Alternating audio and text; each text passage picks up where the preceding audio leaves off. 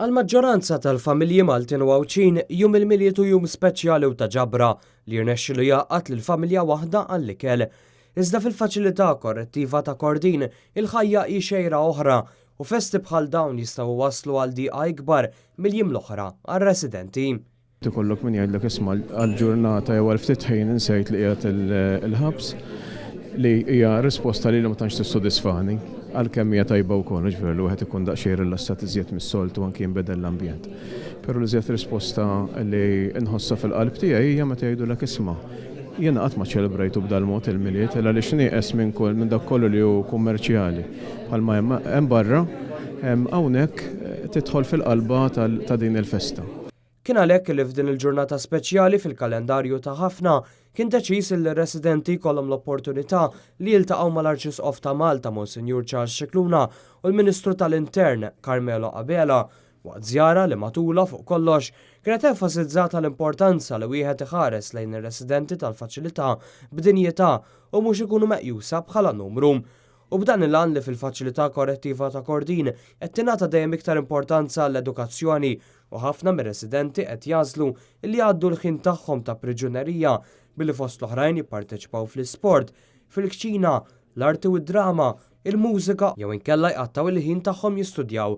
Kienu propju l-ħiliet ta' residenti l-qofol tal-laqgħa li wħud minnhom kellhom mal-Arċisqof li ġie ppreżentat minn biċċa tal-arti minn Koreana Kim Eun-hee messaġġ speċjali għalija it-tama għal-futur aħjar. L-Arċisqof wiegħed li din il-pittura se jsibla post importanti fil-Palazz tal-Arċisqof fl-Imdina. Ġie ppreżentat ukoll minn żewġ qfief tal-ħobs moħħmi fil-forn tal-faċilità korrettiva ta' Kordin.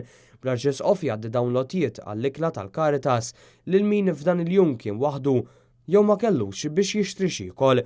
Min-naħa tiegħu l-Arċisqof Scicluna li f'din iż-żjara kien akkumpanjat mill-Vigarju Ġenerali Charles Cordina u Father Joe Gallia Kurmi irreċiproka billi qassam bambini l-residenti tal-faċilità u lill-ġurnalisti fi kliemu bit-tbissima bambin ċkejken minn Monsinjur ċkejken. Għall-aħħar snin kemm ilu jiskonta s-sentenza tiegħu Mario Borċ magħruf iktar fost ir-residenti tal-faċilità korrettiva ta' Kordin bħala il-Pippo u għażel li qatt tal-ħin tiegħu jaħdem fl-isport. Jispjega li l-ħidma tiegħu fl-isport għenetu jissaħħaħ fil-karattru tiegħu imma fuq kollox ittieħ sodisfazzjoni li jara li sħabu jżommu bot mill-vizzi.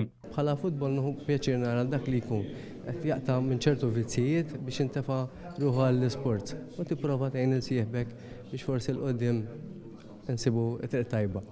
Fl-aħħar snin sar investiment fil-ground tal-faċilità korrettiva ta' Kordin li llum il-ġurnata huma mar b'terf artifiċjali filwaqt li residenti jaqdu wkoll tim fil-lig tal-Masters bl-isem ta' Ġival. Illum il-ġurnata qed naħdem il-ground, għamilna l-ground bis-sintetik, tħanna ġo tim ġol Masters jgħidulhom, għandna tim tagħna huwa Ġival, qed nieħu ħsiebu jiena bħala kit manager, sejrin mhux ħażin.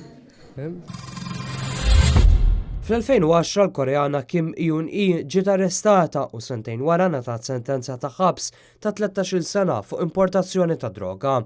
Iżda minkejja sentenza hekk twila tibqa' tħares lejn il-futur b'tama l-ħajja aħjar lil hinn mill-ħitan għolja tal-faċilità korrettiva ta' Kordin fejn xi kultant il-ħajja tas-solitudni tista' tkun waħda diffiċli. Hija għażlet li dan iż-żmien tqattaw billi fost l-oħrajn tinvolvi ruħha fl-arti u għalhekk ippreżentat lill-Arċisqof ta' Malta pittura bi ġwienaħ ta' farfett li jirrappreżenta l-ħajja.